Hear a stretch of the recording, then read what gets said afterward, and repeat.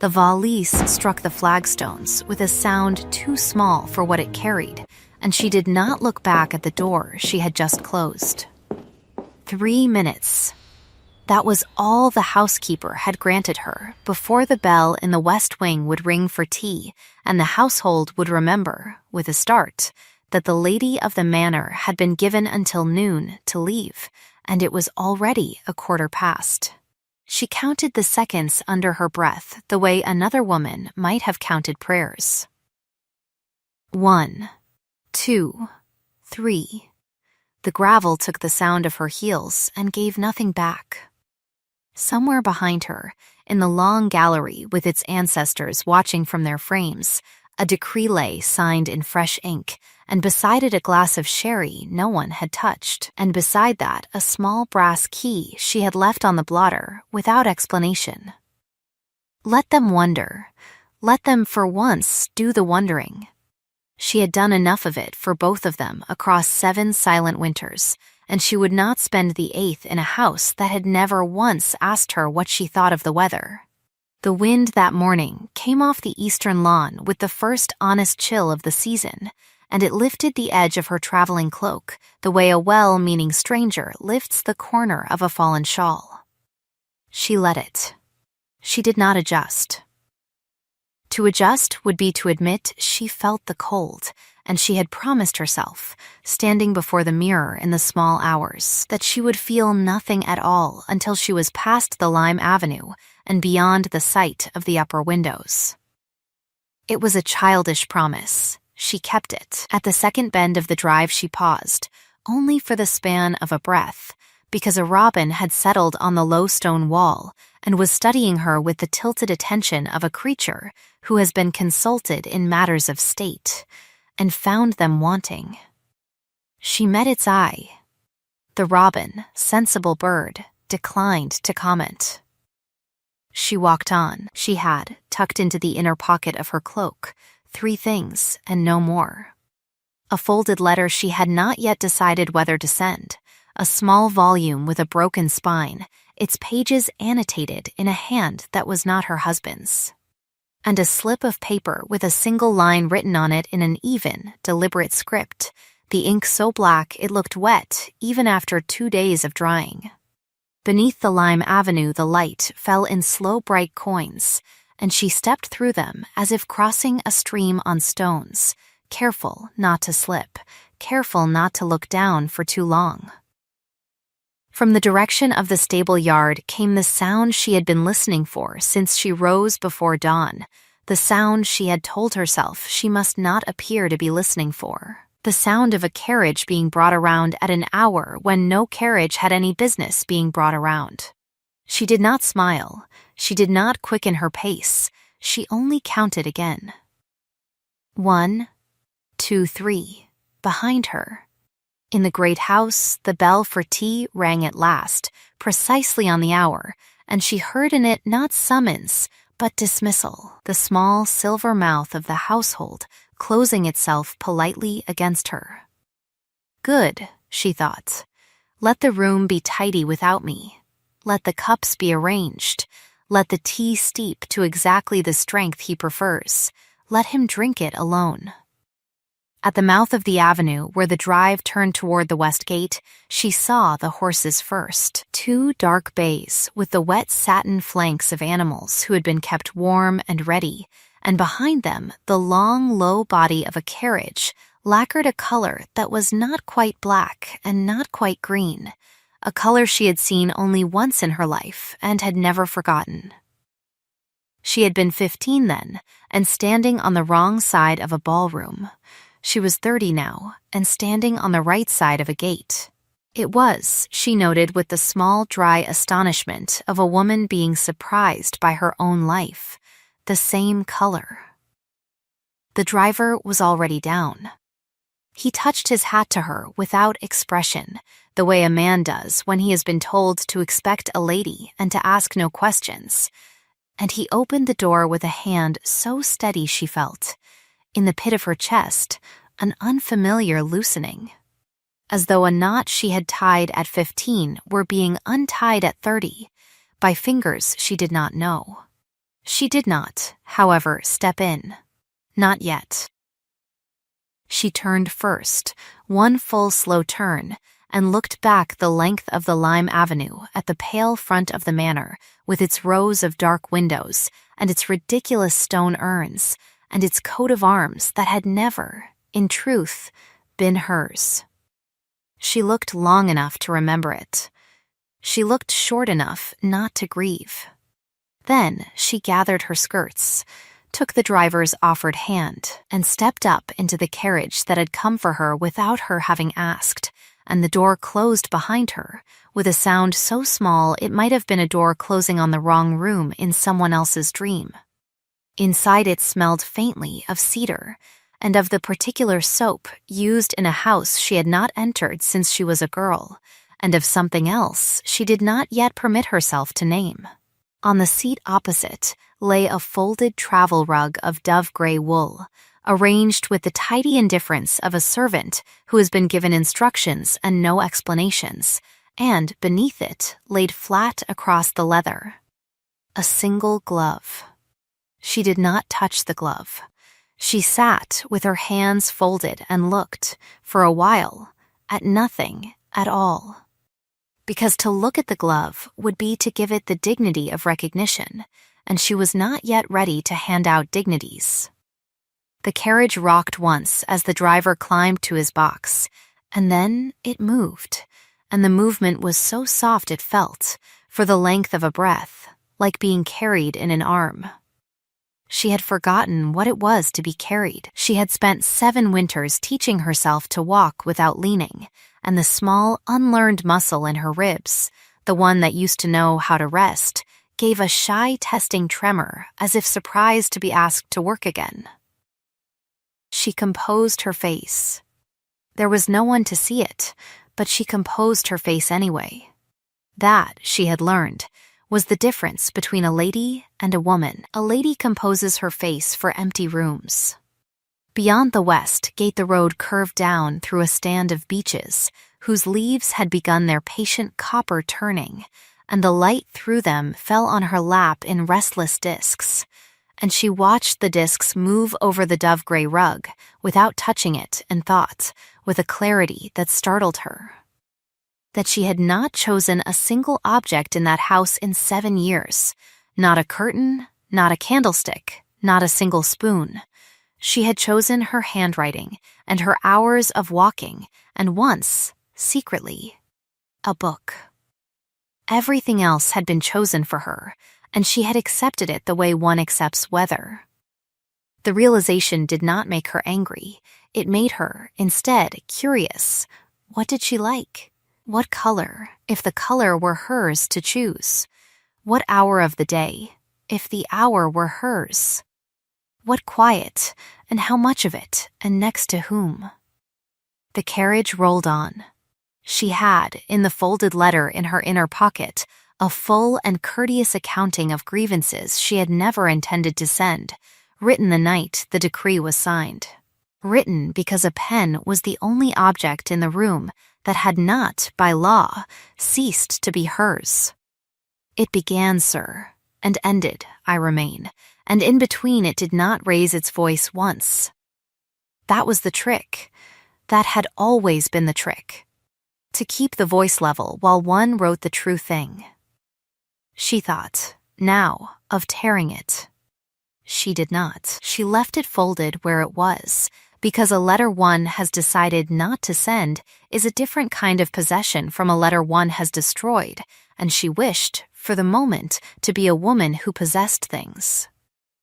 The road climbed a little, and then a little more, and at the top of a modest rise the driver eased the horses and let them breathe, and in the small-held silence she heard, beyond the hedge, a lark going about its ordinary business, and she thought, with a private half-smile, that the lark had not been consulted either, and yet the lark sang.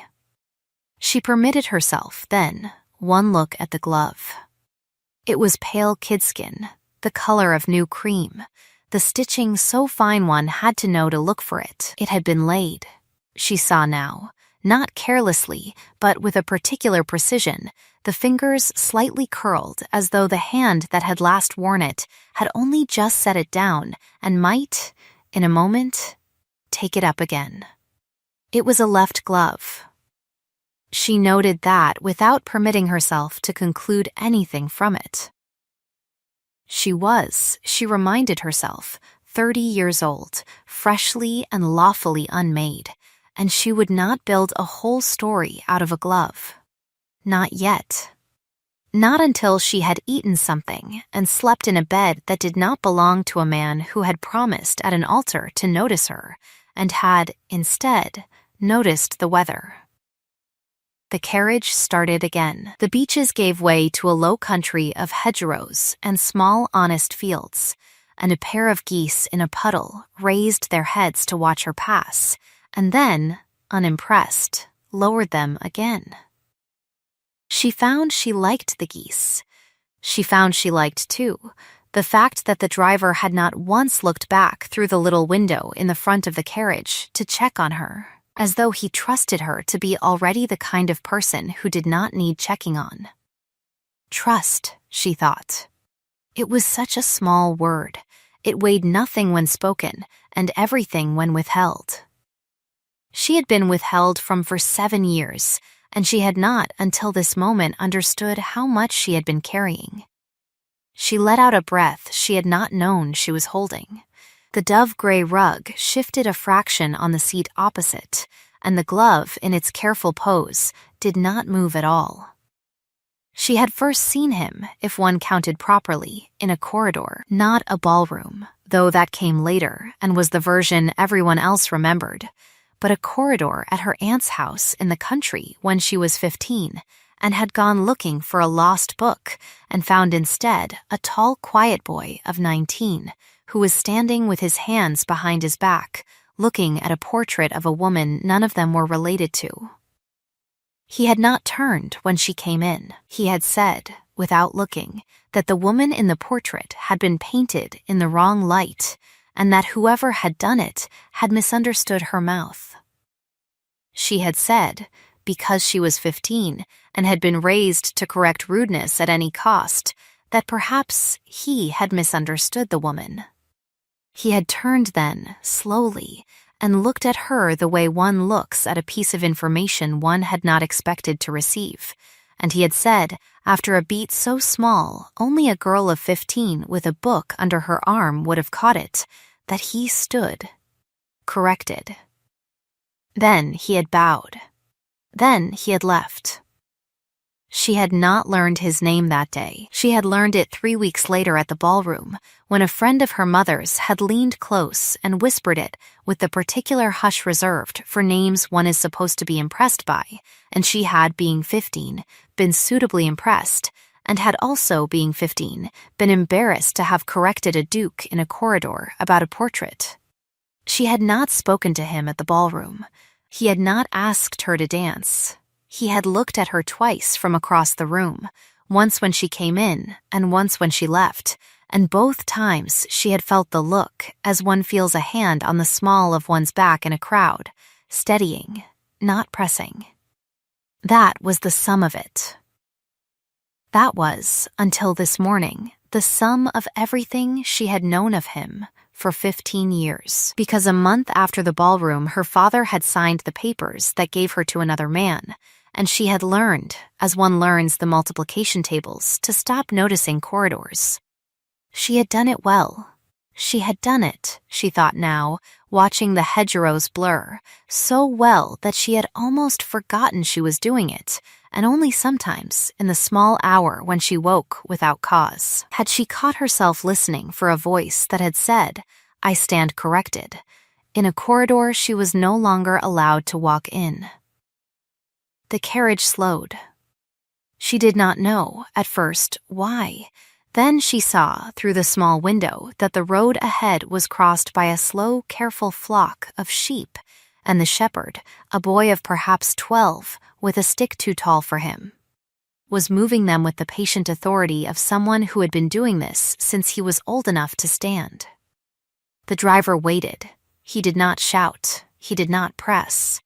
He waited the way a well-taught man waits for a child doing a job well, and she watched the boy through the window and felt, in the pit of her chest, a small, warm rearrangement, as though someone had finally moved a piece of furniture out of a room she used every day, and she had only now realized how long she had been walking around it. She thought, with a start, that she had not been in a household in 7 years where a servant was permitted to wait for a child. In her husband's house, the horn would have been sounded, and the boy would have been made to hurry, and the sheep would have scattered, and later, at supper, the incident would have been retold as an anecdote about the incompetence of country boys. She remembered now, laughed at the anecdote the first time. She had not laughed the second. By the third, she had learned to look at her plate and count the leaves painted on its rim. There were, on that particular plate, 11 leaves. She had counted them for 7 years. She would not, she resolved, count leaves again. The last sheep crossed. The boy touched his cap to the driver, and the driver, without turning his head, touched his hat to the boy. And the carriage moved on, and she felt, for the first time since she had closed the door of the manor, something loosen in her throat that she had not known was tight. Not a sob.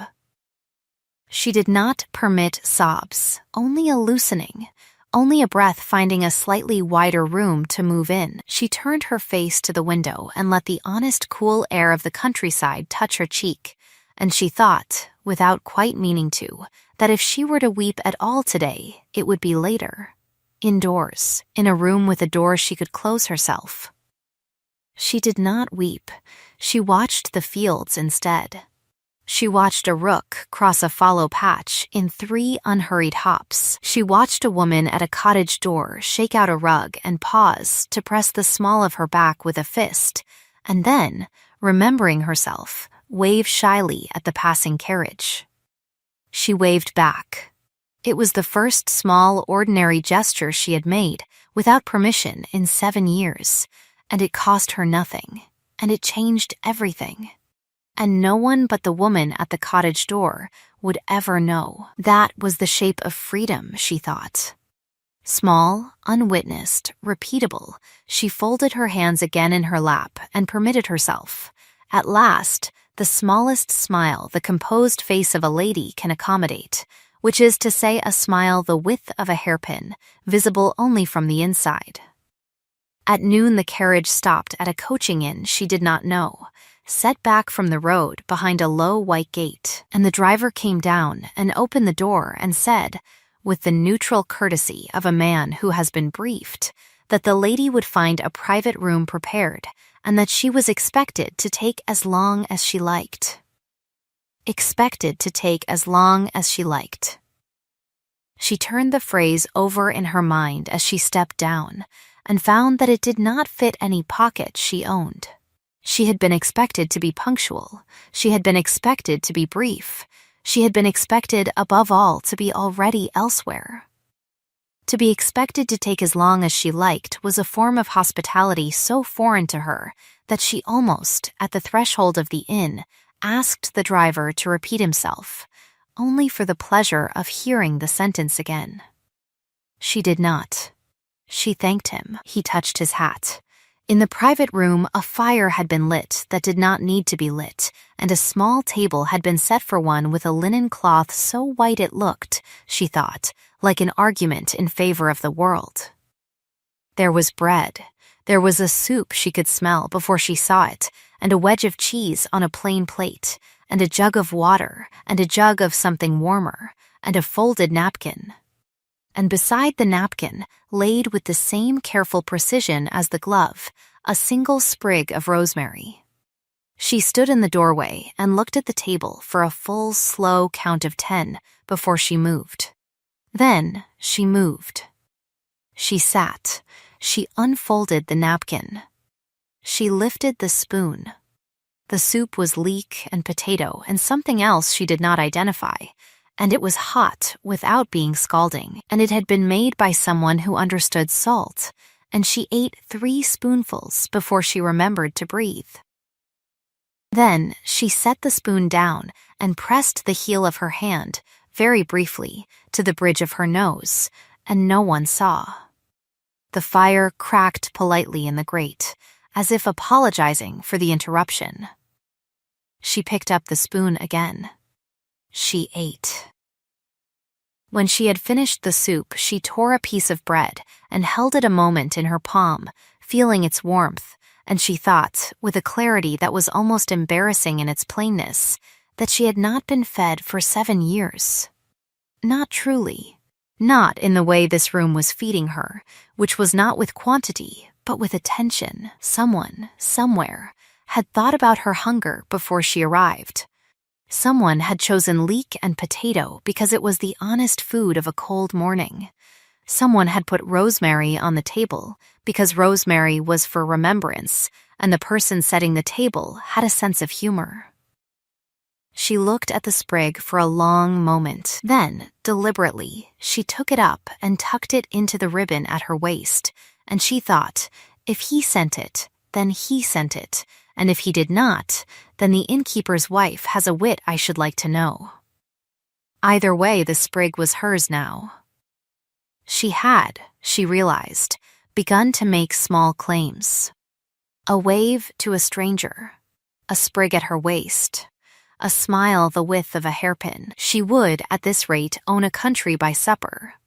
The thought made her laugh, actually laugh, a single short sound in the quiet room, and she pressed her fingers to her mouth as though to catch it, and then, because there was no one to be scandalized, she let her hand drop and let the laugh finish itself. It finished small and warm. She sat with it a moment. Then she rose and went to the window and looked out at the yard, where the 2 dark bays were being watered by a boy who spoke to them the way one speaks to relatives, and beyond the yard at a lane that turned east toward a country she had not seen since she was a girl, and did not yet know she was going back to. She did not, in truth, know where she was going. That was another new thing. In 7 years she had known, at every hour, precisely where she was going, and precisely when she would arrive, and precisely who would be displeased if she did not, and today she did not know, and no one would be displeased. She tried the sentence out in her mind. No one will be displeased. It did not fit. She said it aloud, softly, to the window pane. No one will be displeased. The pane, obliging, did not disagree. She stood there a while, and the fire behind her went on cracking politely, and the boy in the yard went on speaking to the bays, and somewhere in the inn a clock she could not see struck the half hour, with a sound like a small bell being reminded of its manners. She thought, then, of the letter in her inner pocket, and she took it out and held it a moment in her palm the way she had held the bread, and she felt its weight, and its weight was less than she had expected. She unfolded it. She read the first line. Sir. She refolded it. She crossed to the fire. She did not, in the end, burn it. She only rested it a moment on the mantel, at a small, careful distance from the flame, as if to let it feel the heat of the room it had almost been born into, and then she took it up again and slipped it back into her pocket. Some letters, she thought, are not for sending and not for burning. Some letters are for carrying, so that one remembers. When one is tempted to be gentle with the wrong people, that one had once been very precise. She returned to the table. She finished the bread. She ate the cheese in 3 small, honest bites. She drank the water first and the warmer thing second, and it turned out to be a cider so mild it tasted of the tree it came from, and she thought, with the small, dry astonishment that had become the day's refrain, that she liked cider. She had not, until that moment, known. She left the inn without ceremony. The driver was already at the horses' heads, murmuring something to the near bay in a tone that suggested private and long-standing acquaintance, and he did not ask her whether she was ready. He waited for her to be ready, which was a different thing. She climbed in. The door closed.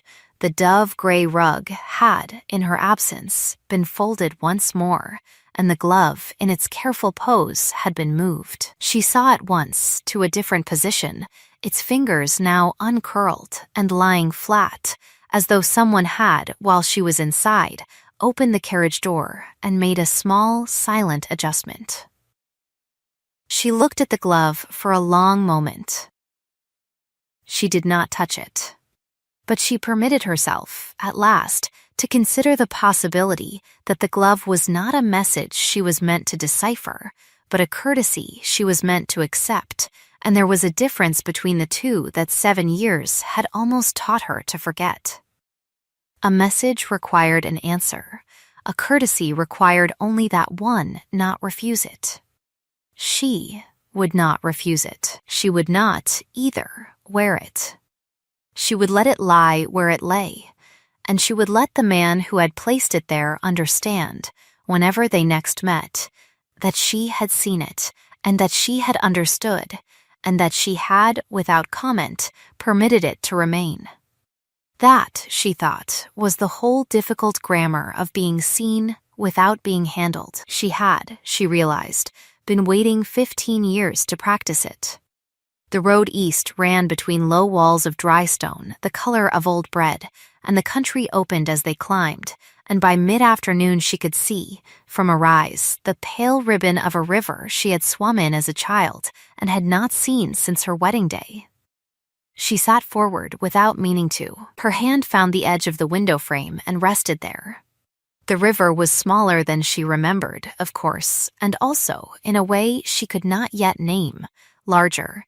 It ran in the same slow, careful curve past the same clump of alders, and beyond the alders, on a small green rise, stood a house she had known before she had known her own handwriting. Not a great house. Not a manor, a stone house with 2 chimneys, and a slate roof, and a walled kitchen garden, and a bench under a plum tree. And she was, without warning, 15 again, standing in a corridor with a book under her arm. She sat back. She composed her face for the empty carriage. It took her longer than usual. When the driver eased the horses down the last slope, she saw, through the window, that the gate at the foot of the drive had been left open, and that a woman was standing just inside it with her hands folded at her waist, and that the woman was her aunt's old housekeeper, older now, smaller, but with the same square shoulders and the same alert attention, and, at the sight of her, the small unlearned muscle in her ribs gave up its shy testing tremor and did something braver. Something that felt alarmingly like a full breath. She had not, she understood, until this moment, believed she was truly going anywhere. She had believed she was leaving. The two are not the same. To leave is to close a door. To arrive is to be met by someone who has kept a lamp lit. The housekeeper did not curtsy. She nodded once, the small, precise nod of a woman who has been briefed and is not surprised. She said, when the carriage stopped and the door was opened, only that the ladies' room had been aired, and that there was hot water, and that supper would be at 7, and that she was, if she wished, to consider the house entirely at her disposal until such time as she wished otherwise. Entirely at her disposal. She said the phrase back, silently, as she stepped down. She said it again, silently, as she followed the housekeeper up the short flagged path to the door. She said it a third time as the door opened onto a hall that smelled of beeswax and apples and cold stone, and as she saw, on the small table by the door, a bowl of late pears and a folded note in the same even deliberate script as the line on the slip of paper in her cloak. She did not, this time, look away from the writing. She read the note where it lay, without picking it up, because to pick it up would have been to give it more than it was asking. It said, simply, that the house was hers for as long as she wished it, that no one would come without her word, and that the horses and the driver and the man who kept the garden were at her orders, not his. It was signed with an initial. It was not signed with a name. She stood a long moment looking at the letter. Then she looked at the housekeeper, who was pretending, with the tact of long practice, to be occupied with an entirely imaginary speck on her sleeve. She said, and her voice was steadier than she had expected, that she would take tea in the small parlor at 4, and that she would like the fire lit, and that she would like. If it were not too much trouble, the window opened a little, because she wished to hear the river.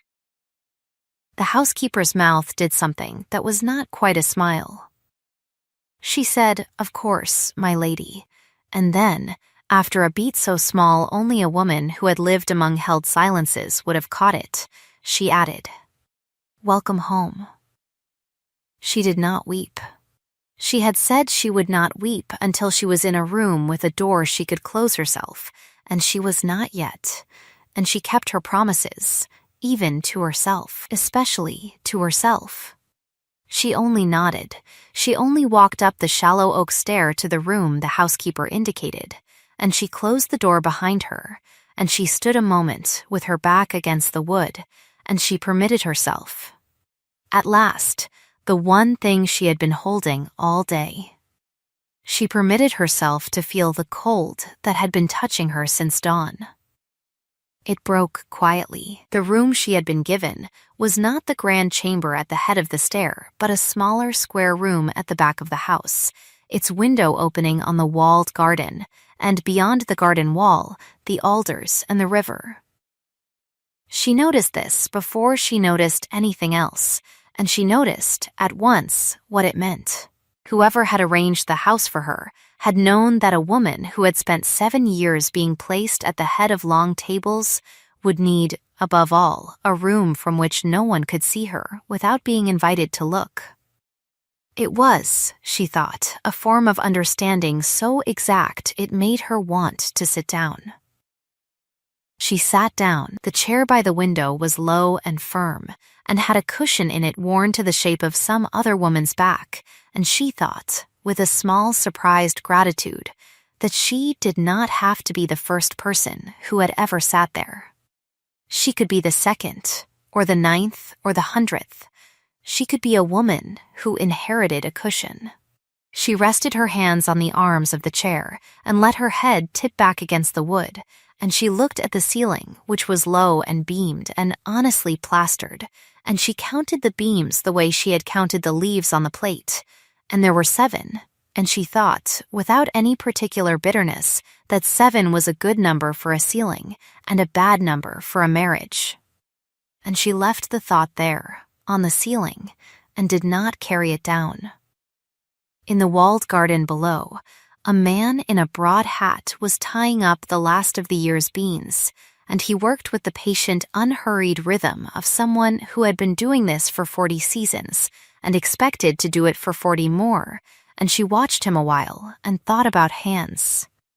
Her husband's hands had been beautiful. That was, she saw now with a clarity that no longer stung, the whole problem. They had been beautiful and unused, kept smooth by other men's labor, and they had touched her rarely and always, with the small hesitation of a man handling an object he had been told was valuable and did not, personally, find so. She had, for 7 years, tried to be more valuable. She had tried by being clever, and by being quiet, and by being useful, and by being ornamental, and finally by being nothing at all, and none of it had worked, because the problem had never been her. The problem had been that he preferred beautiful unused things, and a wife who lived and moved and had opinions was, by definition, used. She let the thought settle. It settled without noise. She rose. She unpacked. There was little to unpack. A change of linen. A second dress, plain and dark. The book with the broken spine. The letter, which she placed in the drawer of the small writing table by the window, face down, and did not linger over. the slip of paper with the single line, which she placed on top of the writing table, face up, because she had decided, sitting in the chair, that she was ready to look at it whenever she wished. She looked at it now. The line read, "If you wish it come," that was all. No signature, no date, no instructions. If you wish it come, she had received it, folded inside a plain envelope on the morning the decree was signed, brought to her by a maid who had not known who had brought it to the door. She had read it once in the small chapel where no one went, and then she had folded it and put it in her cloak, and she had not, in the 2 days since, permitted herself to think about it directly. She had, instead, gone about the business of leaving. She had packed her 3 things. She had left the brass key on the blotter. She had counted her seconds. And now she was here, in a room that opened on a river, and the line lay on the desk face up, and she understood, at last, what it had been asking. It had not been asking her to come to him. It had been asking her to come to herself. Whether he was at the other end of the coming was, she saw now, an entirely separate question, and one she was not obliged to answer today. Today's question was smaller and larger. Today's question was whether she wished it. She stood at the desk a long moment. Then she took up the pen that had been laid ready beside the inkwell, and she uncapped the ink and she wrote, in her own even hand, beneath the line, 1 word. Yes, she blotted it. She capped the ink. She left the paper on the desk, face up, and she went downstairs to have her tea. The small parlor was as the housekeeper had promised. The fire had been lit, and the window opened a hand's breadth, and the sound of the river came in soft and continuous, like a person breathing in the next room. On the low table by the fire, a tea had been set out that was not the tea of the manor, which had been arranged by rank of cup, but the tea of a house that expected to be lived in. There was a plain brown pot. There was 1 cup, and beside it, in an act of quiet foresight she found almost unbearable, a 2nd cup upside down on its saucer, as though the housekeeper had wished to say, without saying, that if anyone came the lady would not be caught short. She righted the 2nd cup. She did not know why. She poured her own tea. She sat. She drank. The tea was strong and hot and honest, and she drank 2 cups of it, and she ate a small piece of seed cake, and she watched the fire, and she thought about nothing in particular, which was, she discovered, a thing she had not done in 7 years. When the clock in the hall struck 5, she rose and put on her cloak, because she had decided, somewhere between the 1st cup and the 2nd, that she wished to walk down to the river before the light went. She told the housekeeper. The housekeeper nodded. The housekeeper did not ask whether she wished company, which was, she thought, the kindest question of all, the one that is not asked. She went out through the kitchen door and along the flagged path between the beans and the last cabbages, and the man in the broad hat straightened as she passed and touched the brim without speaking, and she nodded to him without speaking, and it was, she thought, the best exchange she had had in a decade. The path from the garden gate to the river ran between 2 low hedges of quickthorn that had been laid so long ago the wood had gone silver, and the grass at their feet was still wet from the morning, and she felt the wet soaking the hem of her dress and did not mind.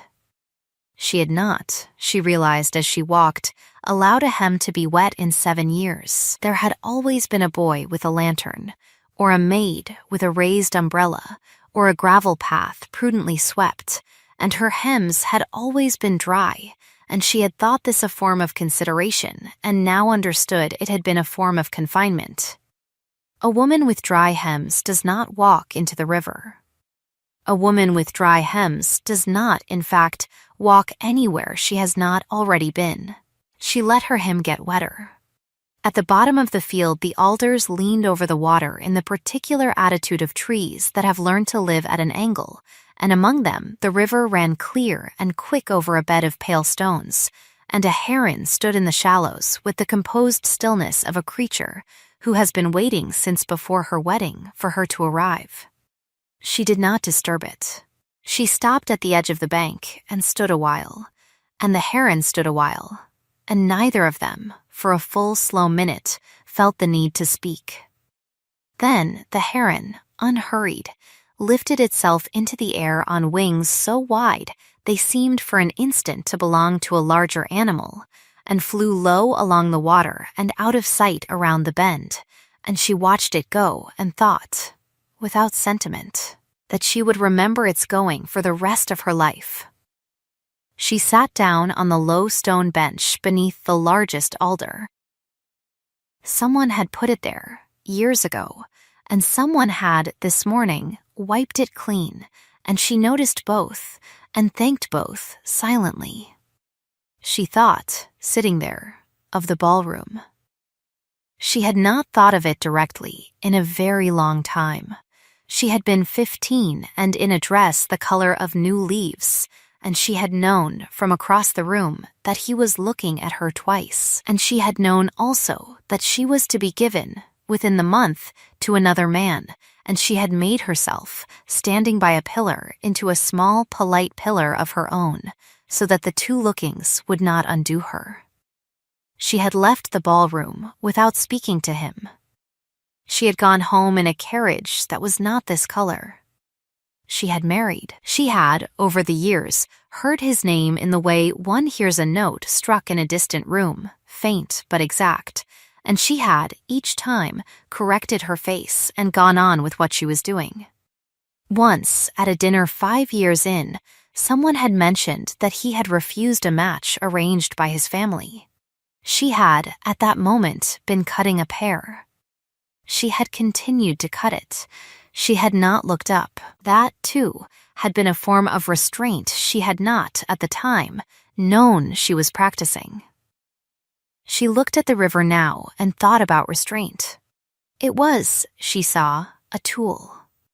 It could be used to hold oneself away from what one loved, and it could be used to hold oneself away from what one did not, and for 7 years she had used it in the second way, and she was, she felt, prepared today to consider using it in neither.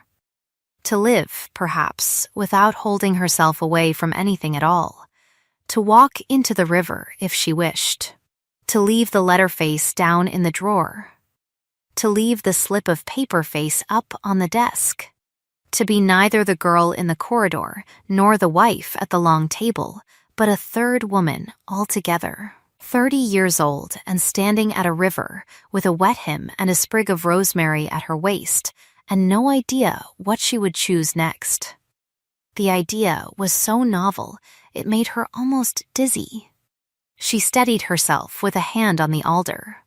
The bark was cool and rough and honest, and she pressed her palm against it a moment longer than she needed to, the way one presses a hand to a door before opening it. When she straightened, she saw that the light on the water had begun to turn, and she thought she should go back before the housekeeper worried, and then she thought, with a small, clean surprise, that the housekeeper would not worry, because the housekeeper had, without saying so, given her permission to be exactly as long as she liked. And permission of that kind, once given, does not need to be tested to be believed. She went back anyway, not because she was expected, because she was hungry. Because supper was at 7, and she wished tonight to be present for it. She walked up through the field with the light behind her and her shadow long in front of her, and she watched her shadow move over the grass and thought, with a private amusement, that her shadow was walking exactly the way she used to walk before she had learned, at 15, to make herself smaller in ballrooms. Her shadow was walking, she saw, like a woman who owned her stride. She lengthened her own stride to match. By the time she reached the garden gate, she was walking, for the first time in 15 years, at the pace her legs had been built for. And she was slightly out of breath, and it felt, she thought, like being introduced to an old friend she had heard about, but never met. In the kitchen, a lamp had been lit, and the housekeeper was standing at the long table, shelling peas into a blue bowl, and she looked up as the lady came in, and her eyes did the small, quick assessment of a woman who has raised children and read weather. And she said only, "That walk did you good." It was not a question. It did not require an answer.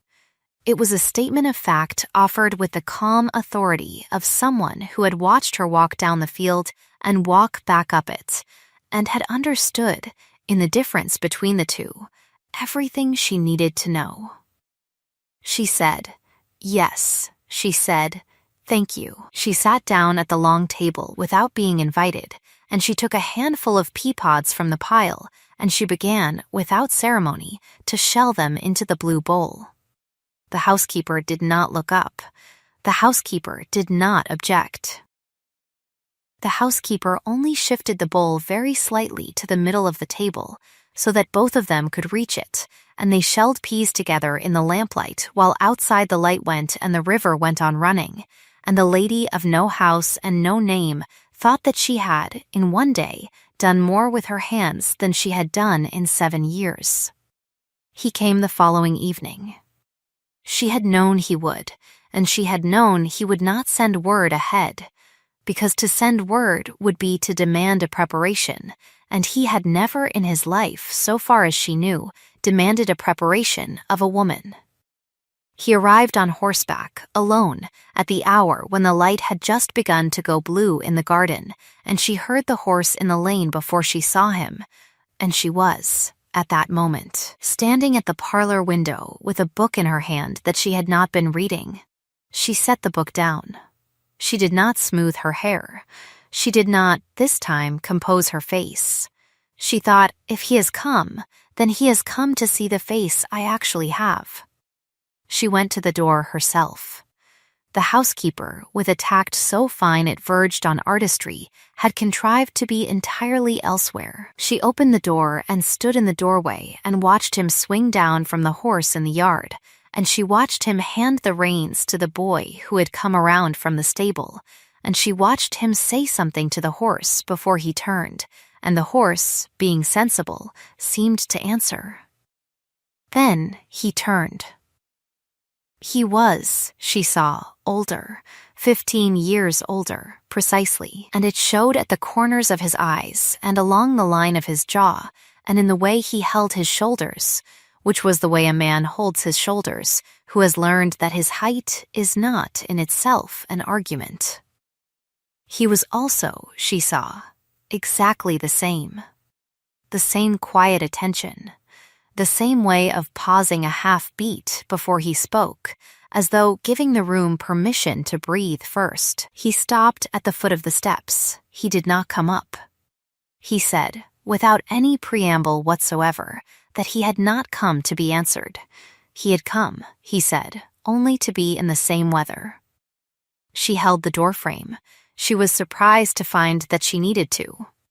She said, after a beat of her own, that the weather was mild and there was cider in the parlor, and she was, at present, shelling peas. And if he wished to be in the same weather, he was welcome to be in the same peas. He looked at her a long moment. Then his mouth did the small, careful thing that on another man would have been a smile. He said, "I stand corrected." She almost laughed. She did not. She stepped back from the doorway and let him in, and he wiped his boots on the rough mat with the meticulous attention of a man who has been raised in a house with floors and has never forgotten that other people wash them, and he followed her, not into the parlor, but into the kitchen, because she led him there without asking, and he sat down at the long scrubbed table opposite her without asking, and he took a handful of pea pods from the pile without asking, and he began, quietly and competently, to shell them into the blue bowl. She watched his hands. They were not the smooth, unused hands she had married. They were long and careful and marked along the base of the thumb, with a thin white scar she did not know the story of and would, she thought, learn in time. He shelled peas the way he had once looked at a portrait, with full attention and no hurry, and when he had shelled 6 pods he said, still without looking up, that he had not asked her here. She said, "I know." He said, "The note was not a summons." She said, "I know." He said, "If you wish to send me away tonight, I will go, and I will not come back unless you send for me, and the house and the horses and the driver and the man in the garden will remain yours regardless." She said, "I know." He said then, at last, looking up, "But I hoped." She held his eyes. It cost her nothing this time. She said, "So did I." That was all. That was, she thought, the whole quiet climax of 15 years, delivered in a kitchen over a bowl of peas at a table that had been scrubbed by someone else that morning. There was no music. There was no light change. There was only the small, ordinary sound of 2 people shelling peas into a blue bowl, and the honest breath of the river coming in through the open window, and, somewhere in the yard, the horse being spoken to in a low voice by the stable boy. He went on shelling peas. She went on shelling peas. After a while, she asked him, because she wanted to know, and because she was, finally, a woman who asked what she wanted to know, why the color of the carriage. He did not pretend not to understand. He said, "Because it was the color of your dress in the corridor." She looked at him. She had been wearing green in the corridor, she remembered now, a plain green traveling dress of her aunt's, and he had noticed, at 19, and he had, at some point in the intervening 15 years, had a carriage painted that color and kept it, and he had, this morning, sent it for her without a note. She thought, "I will not weep in this kitchen." She did not. She only said, "Ah," he nodded, once, as if she had confirmed something. They finished the peas. The housekeeper, appearing at the door with the air of a woman who had happened, entirely by chance, to be passing, took the bowl and said supper would be ready in a quarter of an hour, and would His Grace be staying, and he looked at the lady before he answered. And she said, without hesitation, "Yes." And the housekeeper said, "Very good, my lady," and went away again, and neither of them commented on the "my lady," because the housekeeper had used it deliberately, and they both knew it, and there was nothing to add. They ate at the kitchen table because she preferred it, and he did not argue, and the housekeeper served them without ceremony, and then, with the same tact, disappeared into her own small parlor at the end of the passage, from which came, at intervals, the small companionable sound of a woman not eavesdropping. They talked about nothing important for a long time, which was, she found, the most important thing. They talked about the heron, they talked about the boy with the sheep, they talked about the leek and potato soup at the inn, and he confessed, with the small dry amusement she remembered from the corridor, that he had written to the innkeeper's wife 3 days ago and asked her, if the lady stopped at all, to feed her something honest. And the innkeeper's wife had written back to say that she would decide what was honest, thank you, and that he was to keep his suggestions in his own kitchen. She laughed. He watched her laugh and did not interrupt it, and when it was finished he said, only that he had missed the sound of that, and she said, so had I, and they left it there. Later, when the plates had been cleared and the fire in the parlor had been coaxed higher, and they had moved, at last, from the kitchen to the parlor because the night had turned cool, she asked him, sitting in the low chair by the window, with the river's soft breath still audible through the open sash, what he had done with the 15 years. He did not answer at once. He looked at his hands a while, the way he had looked at the portrait, and then he said, plainly that he had waited. He had not, he said, waited in a way that stopped his life. He had run his estates. He had sat in his seat. He had refused 2 matches politely and 1 match less politely. He had read a great deal.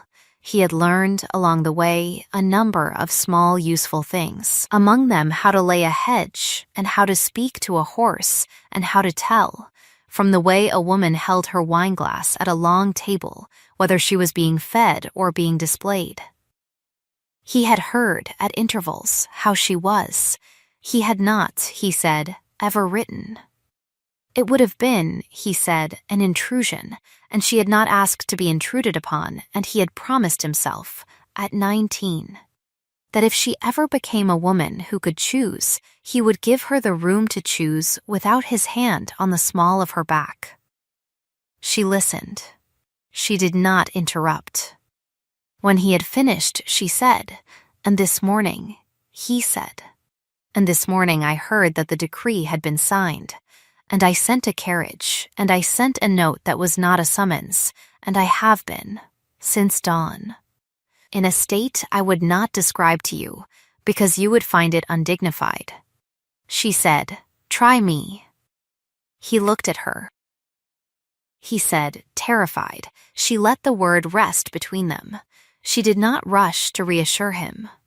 She thought, if I rush to reassure him now, I will spend the rest of my life reassuring him, and I have spent enough of my life reassuring men. She let the terror sit in the room, and she watched it, and she watched him watching her watch it, and after a while she said, quietly, I was too. He nodded. He did not say more. That, she saw, was another of his gifts. He knew when a sentence was finished. She rose then and crossed to the window and closed the sash to a hand's breadth, and stood a moment with her hand on the wood, and she said, without turning, that she would not marry him this year. He said, I know. She said, I will not marry anyone this year. He said, I know. She said, I may not marry anyone at all. He said, then I will be, in whatever way you permit, in the same weather. She turned. She looked at him across the small parlor with the fire between them, and she saw, with the composed clarity that had become the shape of the whole day, that he had not come to reclaim her from a life. He had come to be near a woman who was, at last, beginning to have one. That was a different thing entirely, and she had, until this day, not known such a thing existed. She said, then you may come to tea on Sunday. He inclined his head, gravely, as though he had been offered a country. He said, I am obliged. She almost smiled. She did smile, in fact, a small, honest one that reached her eyes and did not ask permission of any mirror, and he saw it, and he did not remark upon it, because he knew, at last, when a sentence was finished. He left within the hour. She walked him to the door herself. In the yard the boy brought the horse, and he mounted, and he looked down at her from the saddle and said, only, thank you for the peas. She said, thank you for the rosemary. He glanced at her waist, where the sprig had been all day and was now beginning to look, she thought, a little tired. He said, that was not me. That was the innkeeper's wife. He touched his hat. He rode away down the lane at a walk, unhurried, the horse's hooves ringing small and clear on the road, and she stood in the yard until she could no longer hear them, and then she stood a little longer, because she wished to. Later, upstairs, she took the sprig from her ribbon and laid it in the drawer with the letter, on top of it, so that the letter would remember it had a companion, and she blew out the candle, and she got into the bed with its worn cushion and its slightly musty honest smell, and she lay on her back and looked at the 7 beams in the ceiling, and she thought, quite plainly, that she had, in one day, walked out of a house without a word and been met, minutes later, by a carriage that had been the color of her dress for 15 years, and that she had, in that carriage, begun to be met by herself, and that the man who had sent the carriage had, this evening, sat opposite her at a kitchen table and shelled peas into a blue bowl and told her, without flourish, that he had waited. She thought about the waiting. She thought about her own waiting, which she had not, until today, permitted herself to call by that name. She thought, with the small dry astonishment that had become the day's refrain, that perhaps waiting was not, as she had been taught, a shameful passive thing done by women in windows, but a form of loyalty to a future one has not been permitted to name. She turned on her side. She closed her eyes. She slept, for the first time in 7 years, without composing her face. In the months that followed, small news traveled, as it always does, along the small, careful channels by which such news is carried. The housekeeper at the manor, it was said, gave notice within the fortnight, and went to live with a widowed sister in a town by the sea, where she was reported to be growing lemons and refusing all correspondence. The husband, it was said, married again within the year to a young woman with a large fortune and no particular opinions, and was said by those who dined with him to have complained, at the third course, that the new wife arranged the cups by rank of family rather than rank of maker. Which was, he felt, a decline in standards. The gatekeeper aunt who had, at 15, told her that a girl of her position must not correct dukes in corridors, wrote her a long letter of grievance shortly after the decree, to which she replied with a short and courteous note thanking her aunt for her advice and observing, without further comment, that she had, in the event, found duke correction to be a habit worth keeping.